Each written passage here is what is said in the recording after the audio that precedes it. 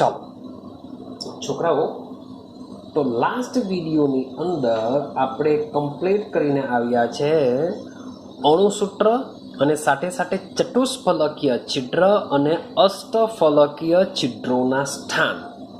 Means કે આપણા એકમ કોષમાં જેટલા પરમાણુ હોય છે એટલી સંખ્યામાં અષ્ટફલકીય છિદ્ર હોય છે અને એના કરતાં ડબલ સમચતુષ્ફલકીય છિદ્ર હોય છે. કેવી રીતના હોય છે, ક્યાં આવેલા હોય છે, એ બધી જ વસ્તુ આપણે લાસ્ટ વિડીયોમાં સમજીને આવ્યા. સાથે સાથે આપણે થોડાક અણુસૂત્ર વિશેના ક્વેશ્ચન પણ સોલ્વ કર્યા છે. ચાલો, તો આજે આપણે આગળ સમજીએ આ ટોપિક. મીન્સ કે લાસ્ટ વિડીયો જે આપણો MCQ માટે ખૂબ જ એટલે ખૂબ જ ઇમ્પોર્ટન્ટ હતો. એક ક્વેશ્ચન તમને એવો જોવા મળશે જ. એવો આજનો બીજો ક્વેશ્ચન છે, એ છે સંકુલન ક્ષમતા. ક્વેશ્ચન છે આપણો સંકુલન ક્ષમતા, જેને ઇંગ્લિશમાં આપણે કહીએ છીએ પેકિંગ એફિશિયન્સી. શું કહેશું આપણે? પેકિંગ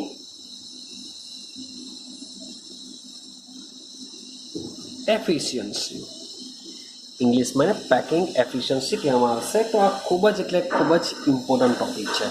માની લઉં કે મારી પાસે એક ડબ્બો છે. મારી પાસે શું છે? એક ડબ્બો છે અને આ ડબ્બામાં હું એક સરખા કદની લખોટી, માર્બલ્સ, તમને આઈડિયા છે, માર્બલ ભરી દઉં છું. પછી આ ડબ્બાને હું ગમે તેમ હલાવું છું, પુષ્કળ હલાવું છું, તેમ છતાં પણ આની અંદર જે લખોટીઓ ગોઠવાશે એ એકદમ જ બંધ બેસતી ગોઠવાઈ જશે. જેને જ્યાં જગ્યા મળે ત્યાં આગળ લખોટી ગોઠવાઈ જશે. પણ તેમ છતાં પણ લખોટી ગમે તેમ ગોઠવાઈ જવા છતાં પણ તેમની વચ્ચે થોડી જગ્યા બાકી રહેશે જ. તેમની વચ્ચે થોડી જગ્યા શું રહેતી હોય છે? બાકી રહેતી હોય છે. તો ભાઈ સેમ વાત કરીએ કે એકમ કોષની વાત નથી કરતો, આપણે વાત કરીશું સ્ફટિકમય ઘનમાં. શેમાં વાત કરીએ? સ્ફટિકમય ઘનમાં. તો સ્ફટિકમય ઘનના જે ઘટક કણો છે એ ઘટક કણો પરમાણુ પણ હોઈ શકે, અણુ પણ હોઈ શકે, આયન પણ હોઈ શકે. તો ઘટક કણો જે સંકુલિત થયેલા હોય છે, મીન્સ કે સ્ફટિકમાં જે ગોઠવાયેલા હોય છે, ગમે તેવા ગોઠવાયેલા હોય, તેમ છતાં પણ ઘટક કણોની વચ્ચે શું રહી જશે? છિદ્રો રહેતા હોય છે. તમે સ્ફટિકમાં ઘટક કણોની ગમે તેવી ગોઠવણી કરશો, ગમે તેવી કરવી હોય તે રીતના ગોઠવણી કરવાનો પ્રયત્ન કરો, તેમ છતાં પણ ઘટક કણો વચ્ચે શું રહી ગયેલા હોય છે? છિદ્રો રહેતા હોય છે. આ છિદ્રો એટલે કે આપણો મુક્ત અવકાશ. છિદ્રનો મતલબ શું થશે? મુક્ત અવકાશ એટલે કે ખાલી જગ્યા. શું રહેશે? ખાલી જગ્યા. એટલે કે આપણી જે સંકુલન છે એ સંકુલન ક્ષમતાનો મતલબ એવો થાય કે આપણા જે ઘટક કણો છે એ ઘટક કણો વડે ભરાયેલ કુલ અવકાશના ટકા. સંકુલન ક્ષમતાનો મતલબ શું થશે? સંકુલન ક્ષમતા એટલે કે કણો વડે ભરાયેલ કુલ અવકાશના ટકા. સંકુલન ક્ષમતા એટલે કે કણો વડે ભરાયેલ કુલ અવકાશના ટકા. મીન્સ કે ડબ્બામાં આપણે જે લખોટી ભરીએ છીએ, તો લખોટી વડે આ ડબ્બાનો જેટલો પણ ભાગ રોકાયેલો છે એના આપણે ટકા જો કાઢીએ તો એને શું કહેવાશે? સંકુલન ક્ષમતા કહેવાશે. કેમ? કારણ કે લખોટીની વચ્ચે ખાલી ખાલી જગ્યા, મુક્ત અવકાશ પર રહેલા હોય છે. તો તેમ છતાં પણ આખા ડબ્બાની કમ્પેરિઝનમાં લખોટી દ્વારા જેટલો પણ કદ રોકાય છે તેને એની શું કહેવાય છે? સંકુલન ક્ષમતા કહેવામાં આવે છે. તો આપણે જુદી જુદી 3 સંકુલન ક્ષમતાનો આપણે અભ્યાસ કરવાના છે. આપણે 3 પ્રકારની જુદી જુદી સંકુલન ક્ષમતાનો અભ્યાસ કરવાના છે. તો સૌથી પહેલા સૌથી પહેલા ભાઈ બધા ત્રણે ત્રણ થિયરી બહુ મોસ્ટ ઇમ્પોર્ટન્ટ છે, 3 માર્ક્સમાં પૂછાવાના ચાન્સ વધારે હોય છે. મારે ત્રણે ત્રણ થિયરી મીન્સ કે તમને ક્વેશ્ચનમાં નહીં પૂછાશે તો 100% એમાંથી એમસીક્યુ નહીં કરશે. તમે JEE લઈ લો કે નીટ લઈ લો કે ગુજકેટ લઈ લો તો આ ત્રણે ત્રણ એક્ઝામમાં પણ આ જે ટોપિક છે સંકુલન ક્ષમતા એમાંથી કંઈ ને કંઈ તો નીકળતું હોય જ છે. તો બરાબર સમજવાનો પ્રયત્ન કરજો. શું યાદ રાખવાનું છે એ પણ હું તમને કહેતો જવા. ચાલો, તો સૌથી પહેલા હું તમને પહેલી થિયરી કરું. મોસ્ટ આઈએમપી, ત્રણે ત્રણ થિયરી મોસ્ટ આઈએમપી છે. ત્રણે ત્રણ થિયરીને તમારે કરવું પડશે. ચાલો, તો સૌથી પહેલા જોઈએ સાદા ઘનમાં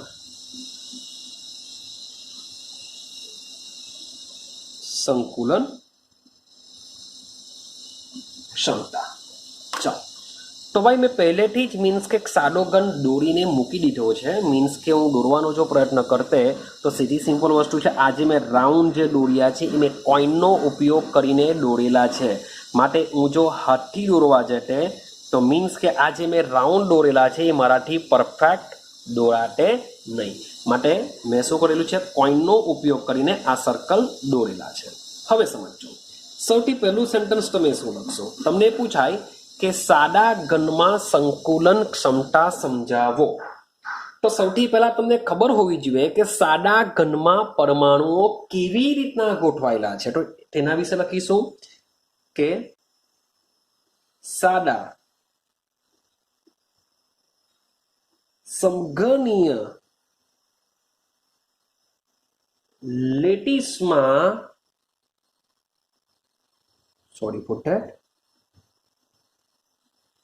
પરમાણુઓ માત્ર ક્યાં હોય છે? ખૂણાઓ પર જ ગોઠવાયેલા હોય છે. તમે જોઈ શકો છો કે આપણો જે સાદો ઘન હોય છે એ સાદા ઘનની અંદર જે એકમ કોષ છે અથવા જે લેટીસ છે એ લેટીસમાં પરમાણુઓ શું કરતા હોય છે? માત્ર ને માત્ર ખૂણા પર જ ગોઠવાયેલા હોય છે. એનો એક આપણે એકમ કોષ લઈએ છીએ. ને આ એકમ કોષમાં જેટલા પણ ખૂણા પડતા હશે તેના પર શું ગોઠવેલા છે? પરમાણુઓ આ રીતના ગોઠવેલા હોય છે. તમે જોઈ શકો છો કે પરમાણુઓની જે ધારો છે એ ધારો શું કરે છે? એકબીજાને અડકે છે. તો આ રીતના એક સાદો ઘન આવેલો હોય છે.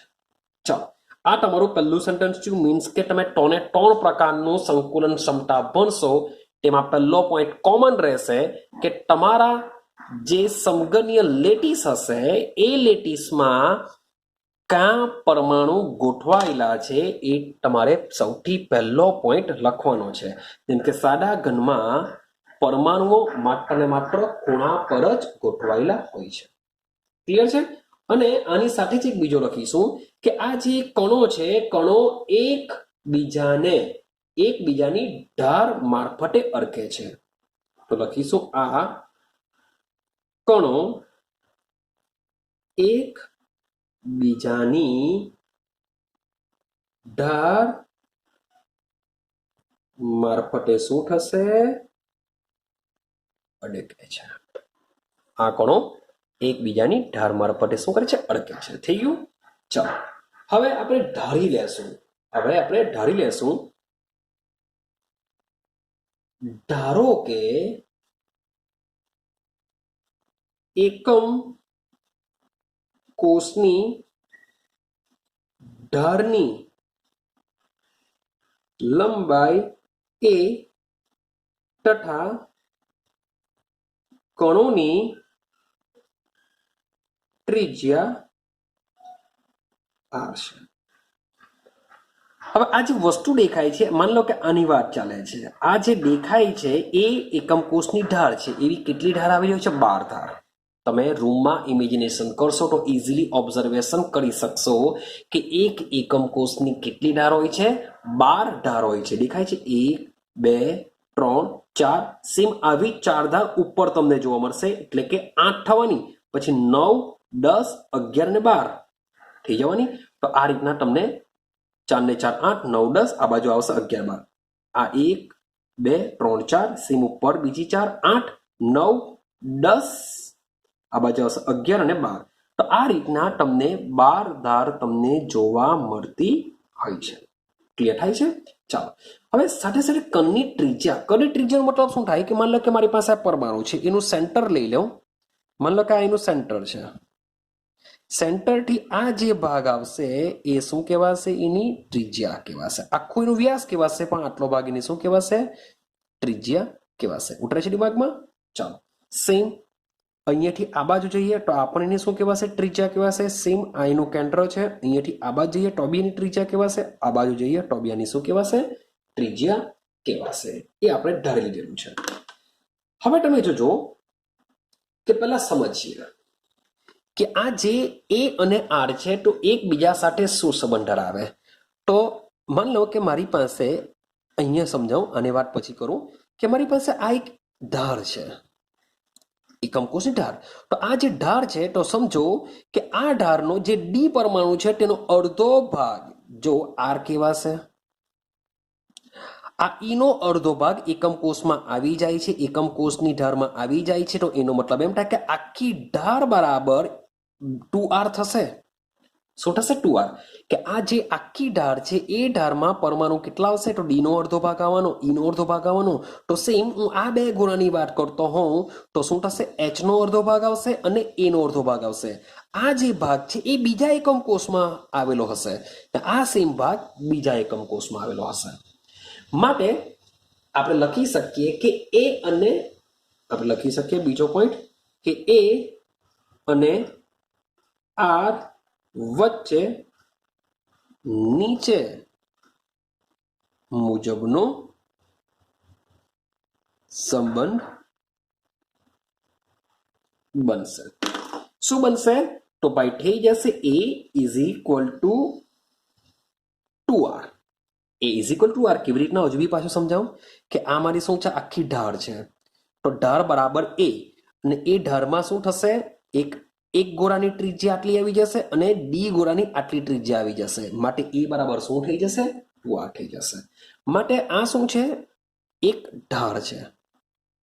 એવી ઉપર તરફ બી ઢાળ હશે, એવી બહાર નીકળતી દિશા કે ત્રિડાયમેન્શનમાં ઢાળ હશે. માટે સાદા સમઘનીય એકમ કોષનો શબ્દ બોલું છું, સાદા સમઘનીય એકમ કોષનું કદ બરાબર થશે એક ક્યુબ. યાદ રાખજો, સાદા સમઘનીય એકમ કોષનું કદ કેટલું થાય? ભાઈ સમઘન છે, સમઘનનું કદ એટલે કે લંબાઈ ગુણ્યા પહોળાઈ ગુણ્યા ઊંચાઈ. શું લખીએ છીએ આપણે? લંબાઈ ગુણ્યા પહોળાઈ ગુણ્યા શું લખીએ છીએ? ઊંચાઈ. આ રીતના સમજીએ છીએ. તો ભાઈ લંબાઈ લઈ લઉં કે પહોળાઈ લઈ લઉં કે ઊંચાઈ લઈ લઉં, સાદો ગણ છે, બધામાં એ સમાન હોવાનો. માટે એ ગુણ્યા એટલે કે શું થવાનું?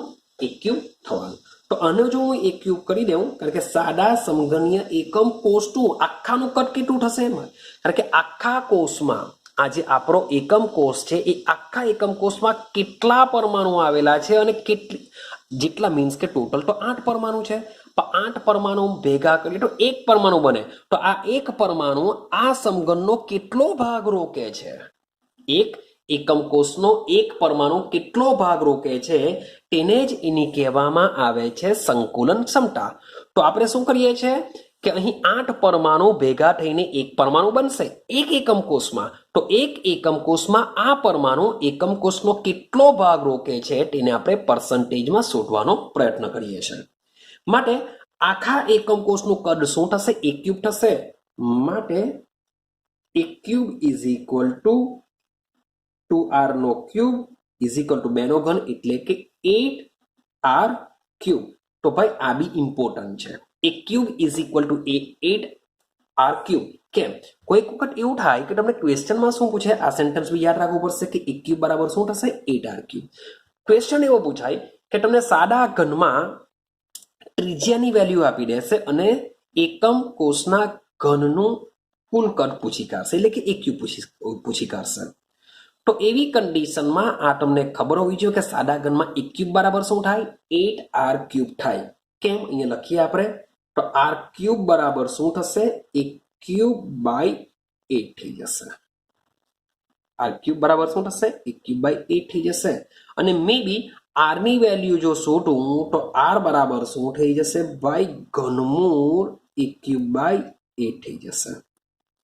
તો આવા બધા બી મીન્સ કે ક્વેશ્ચન એમસીક્યુ તરીકે પૂછી કાઢતા હોય છે, માટે આ એકબીજા વચ્ચેનો સંબંધ તમારે યાદ રાખવો પડશે. ક્લિયર છે? ચાલો આગળ જઈએ. હવે સમજો કે આપણો સાદો સમઘન એક જ પરમાણુ ધરાવે છે.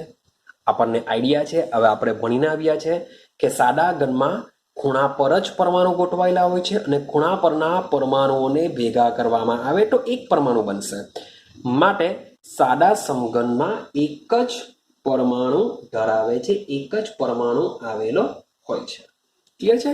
માટે એક પરમાણુ મીન્સ કે રાઉન્ડ શેપમાં છે. રાઉન્ડ શેપમાં એટલે કે અવકાશ, આપણે લખીએ અવકાશ છોડી દઈએ. પરમાણુ દ્વારા રોકાયેલું કદ ઇઝ ઇક્વલ ટુ શું થશે? રાઉન્ડ શેપમાં છે મારે 4/3 પાય આર ક્યુબ, જેને આપણે વર્તુળનું ક્ષેત્રફળ કહીએ છીએ. તો વર્તુળના ક્ષેત્રફળનું સૂત્ર મૂકી દઈશું આપણે. એક જ પરમાણુ છે, આપણે અહીંયા લખી દઈશું એક પરમાણુ દ્વારા રોકાયેલું કદ બરાબર શું થશે? 4/3 પાય આર ક્યુબ. હવે જો તમારી પાસે આખા એકમ કોષનું પણ કદ છે અને સાથે સાથે પરમાણુ દ્વારા રોકાયેલું કદ પણ છે, તો તમે આ બે પરથી શું શોધી શકો છો? સંકુલન ક્ષમતા શોધી શકો છો. તો સંકુલન ક્ષમતા શું થશે? તો જો સૂત્ર કે એક પરમાણુનું કદ છેદમાં સમઘનના એકમ કોષનું કદ. સમઘનના એ તમે લખી શકો સમઘનના એકમ કોષનું કદ અથવા તો એક પરમાણુનું કદ પર્સન્ટેજ કરવાના છે, એટલે કે આપણે અહીં 100 મૂકીશું. તો જઈએ આગળ. એક પરમાણુનું કદ, હવે એક પરમાણુનું કદ કેટલું છે? 4/3 પાય આર ક્યુબ થઈ જશે છેદમાં સમઘનના એકમ કોષનું કદ. સમઘનના એકમ કોષનું કદ કેટલું છે? 8 આર ક્યુબ થઈ જવાનું ગુણ્યા 100 મૂકી દેવાના.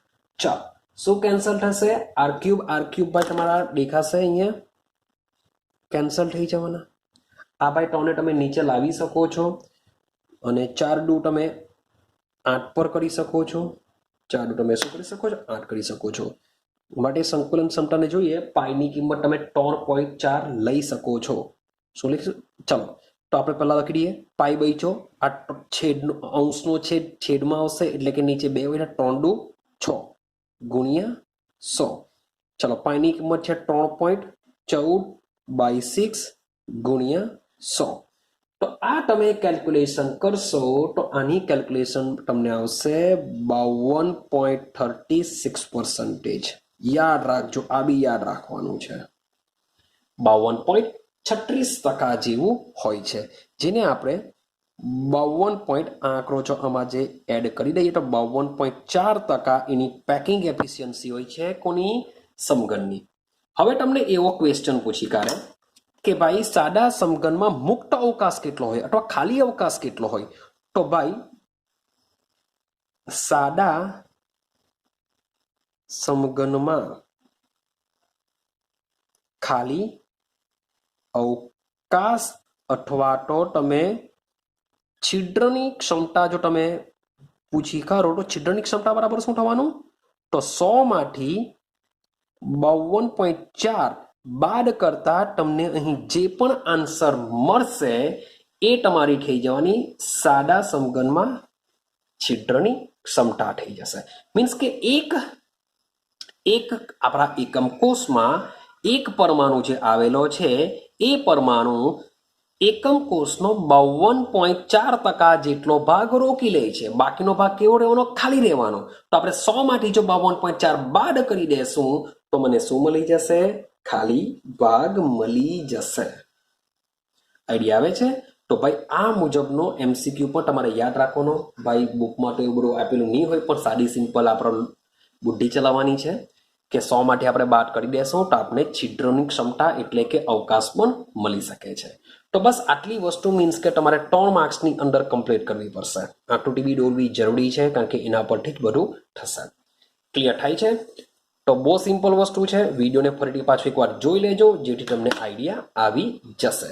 તો હવે આપણે આપણો સાદો ઘન હતો એ જ પ્રમાણે હવે HCP અથવા CCP રચનામાં સંકુલન ક્ષમતા જોશું. હવે એક આપણે બીજો ક્વેશ્ચન જોઈએ. HCP અને શબ્દ છે CCP, hexagonal cubic close packing અને ક્યુબિક ક્લોઝ પેકિંગ રચનામાં સંકુલન ક્ષમતા. ચાલો, તો HCP અને CCP બંનેમાં એક જ પ્રકારની પેકિંગ એફિશિયન્સી જોવા મળતી હોય છે. તો આપણે બેમાંથી આપણે યુઝ કરીશું CCP ને. તો આ ક્વેશ્ચન બી તમારો IMP મીન્સ કે તમને HCP પૂછાય કે CCP પૂછાય, તમારે આ જ ફિગર દોરીને કમ્પ્લીટ કરવાનું છે. તો અહીં પણ મેં તમારી આકૃતિ દોરીને પહેલેથી જ કમ્પ્લીટ કરી દીધી છે જેથી સમય નહીં બગડે અને સાથે સાથે એક વ્યવસ્થિત આકૃતિ દોરાય તો જ મીન્સ કે સારું પડશે. ને આખી આકૃતિ તમે મીન્સ કે બોક્સ દોરવા જશો ને પછી રાઉન્ડ દોરવા જશો તો પરફેક્ટલી સેટ નહીં થશે.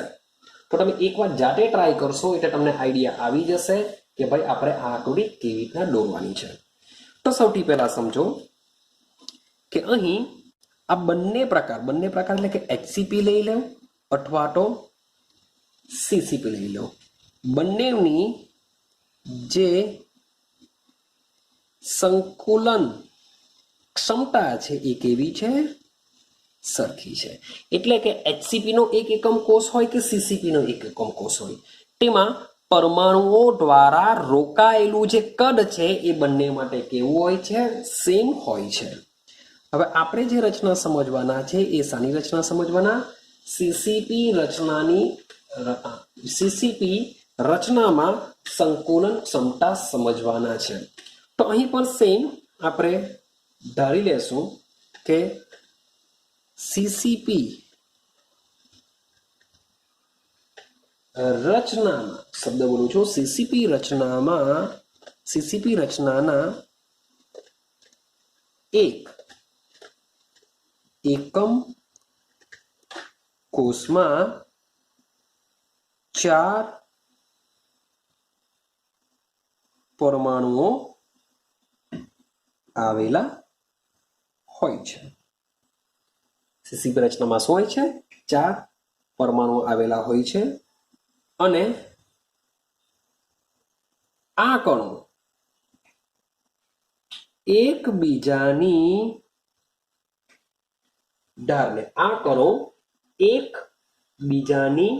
ઢારને અડકેલા હોય છે. તમે જોઈ શકો છો કે એકબીજાની ઢારને શું કરેલા હોય છે? અડકેલા હોય છે. આપણા પહેલું સેન્ટેન્સ. ચલો બીજું સેન્ટેન્સ ધારી લેશું કે ધારો કે એકમ કોષની ધારની લંબાઈ એ તથા કણની ત્રિજ્યા r છે. સેમ આપણે જેમ અગાડી જેમ ધારી લીધું હતું તેમ અહીં પણ ધારી લેશું. ધારો કે એકમ કોષની ધારની લંબાઈ એ છે તથા એની ત્રિજ્યા શું છે? એ છે. ક્લિયર છે? ચાલો હવે અહીં આપણે એકમ કોષનું કુલ કદ જો મારે શોધવું હશે, કારણ કે કુલ કદ મીન્સ કે અહીં જે પરમાણુ આવેલા છે માત્ર ખૂણા પર નથી ગોઠવાયેલા પરંતુ ફલક પર બી આવેલા છે. મીન્સ કે આપણે એક વિકર્ણ લેશું. આપણે શું લેશું? ફલકનો વિકર્ણ લેશું, મીન્સ કે એવું તમે કોઈ પણ બાજુ લઈ શકો છો, આપણે માત્ર એક જ બાજુએ દર્શાવવાનું છે. તો સમજો કે જે ફલક છે એ ફલકનો વિકર્ણ કોણ છે? એસી. તમે જોઈ શકો છો કે આગળનો પરમાણુ આ સી પાછળનો પરમાણુ છે, એટલે ફલકનો વિકર્ણ શું લેશું? આપણે એસી લેશું. ને એસી બરાબર આપણે ધારી લીધેલું છે બી. ફલકનો પરમાણુ એસી બરાબર બી છે. હવે સમજો, સૌથી પહેલા હું વાત કરું છું ત્રિકોણ એબીસી માં. એ બી અને સી આની વાત ચાલે છે. એ બી અને સી મીન્સ કે આ ધાર, આ આખો એક ત્રિકોણની વાત ચાલે છે. તો લઈ લેશું કે ત્રિકોણ એ બી સી માં શું લેશું આપણે? ત્રિકોણ એબીસી માં. ચાલો અહીંયા દેખાય છે એ, આ બી અને સી મીન્સ કે આ એક આખું ત્રિકોણ બનતું હોય છે. તો ત્રિકોણ એબીસી માં, ત્રિકોણ એબીસી માં આપણે કાટકોણ ત્રિકોણ વાપરીશું. કાટકોણ ત્રિકોણમાં તમે જોઈ શકો છો કે આ પ્રો શું છે? વિકર્ણ છે. વિકર્ણ છે એટલે કે એસી નો square is equal to AB નો સ્ક્વેર પ્લસ બીસી નો સ્ક્વેર. આ જે વિકર્ણ કણું છે એસી છે એટલે એસી નો સ્ક્વેર બરાબર એબી નો સ્ક્વેર પ્લસ બીસી નો સ્ક્વેર થઈ જશે. હવે જો કે આપણી જે ધારની લંબાઈ છે એ આપણે એ ધારેલી છે, એટલે આ પણ એ હોવાનું. આ પણ શું હશે? એ હશે. આ પણ શું હશે? એ હશે. પણ આ એ નહીં હશે કારણ કે આ વિકર્ણ છે. માટે એસી નો સ્ક્વેર બરાબર આપણે શું લખી દેશું? અહીંયા બી લખી દેશું, કારણ કે એસી બરાબર શું થશે? બી થશે. એસી બરાબર શું થઈ જશે?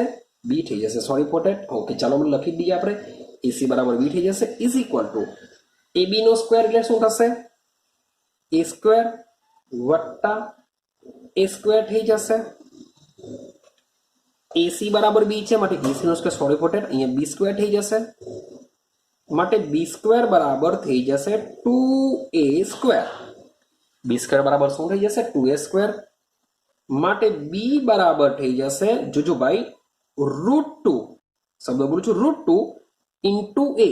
એનો સ્ક્વેર એટલે કે એનું જો આપણે અંડર રૂટ કાઢીએ તો એનો આન્સર આવશે એ. એટલે કે બી બરાબર શું મને મળી ગયું? √2 ઇન્ટુ એ.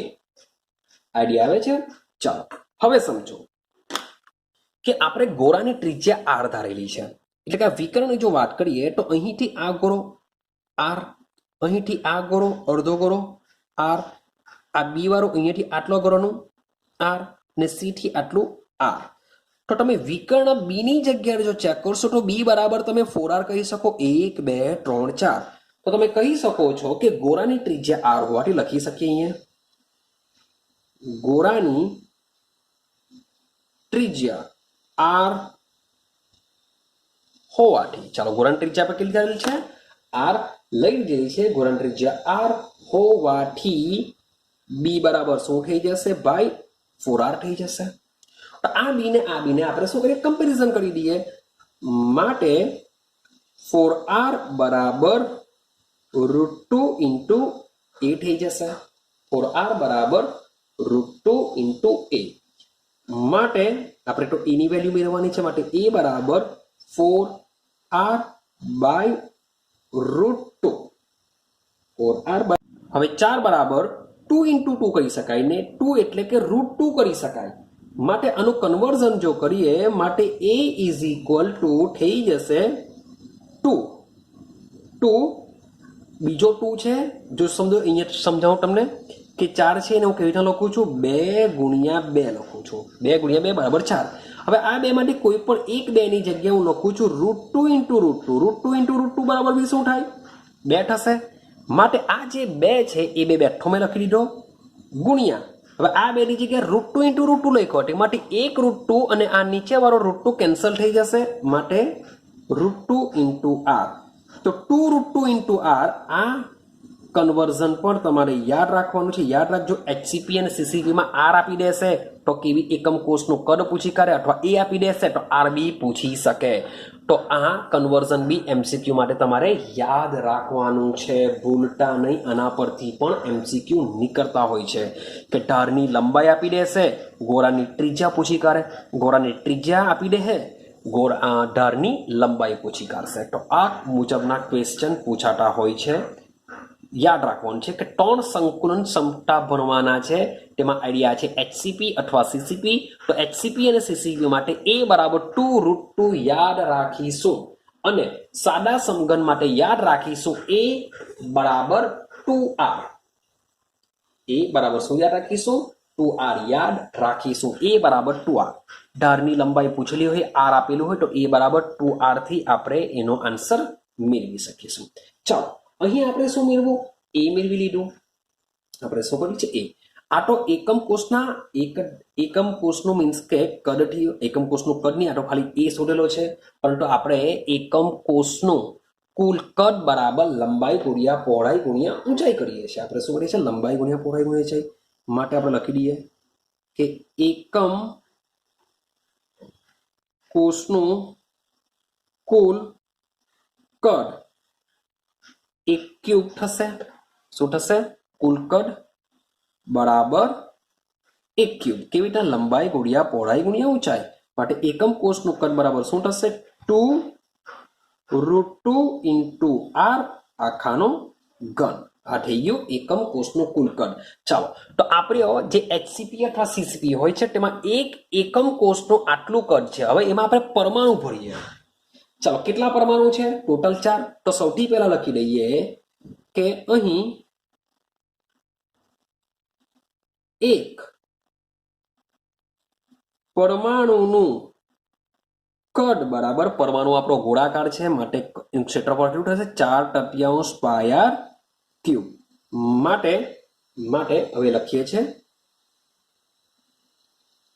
પેકિંગ ક્ષમતા ઇઝ ઇક્વલ ટુ, મારી પાસે એક પરમાણુ દ્વારા રોકાયેલું કદ છે, એકમ કોષનું બી ટોટલ કદ છે, એના દ્વારા હું પેકિંગ ક્ષમતા શોધી શકું છું. માટે પેકિંગ ક્ષમતા બરાબર 4/, એક એકમ કોષમાં 4 ગોળા હોય છે માટે 4 પરમાણુથી રોકાયેલું કદ છેદમાં એકમ કોષનું કુલ કદ ગુણ્યા 100 કરીશું. જેમ આગળ જ વાત કરી તેમ કરીશું કે 4 પરમાણુથી રોકાયેલું કદ, કારણ કે એક એકમ કોષમાં 4 પરમાણુ હોય છે, પેલામાં એક જ હતો માટે આપણે માત્ર 4/3 પાય ક્યુબ લખેલું. પણ આની સાથે આપણે ગુણ્યા 4 કરવા પડશે, કારણ કે એક એકમ કોષમાં પરમાણુની સંખ્યા કેટલી હોય છે? 4 હોય છે. હવે એક એકમ કોષનું કદ કેટલું હોય છે? 2√2 r આખાનો ક્યુબ. ક્લિયર થાય છે? ચાલો, તો આનું આપણે શું કરીશું? હવે કન્વર્ઝન કરવાનું છે. 4 ચોક શું થશે? 16. તો 16 લખી દીધા મેં. બાય 3 ની જગ્યાએ 3 લખી દઉં. ચાલો, પાય r ક્યુબ એટલે કે પાય r ક્યુબ, ભાઈ ગુણ્યા 100 લખવાનો ભૂલી ગયો, ગુણ્યા 100 લખી દઈએ આપણે, ગુણ્યા 100. છેદમાં શું થશે? તો હવે છેદમાં 2√2 ના, અને મીન્સ કે આનો બી આપણે ઘન કરીએ. હવે સમજો, આને આપણે સમજીએ અહીંયા કે 2 × √2 આખાનો ઘન છે અને r ક્યુબ ને હું સાઈડ પર કાઢી નાખું છું એવું સમજો. તો આનું કન્વર્ઝન કેવી રીતે થાય?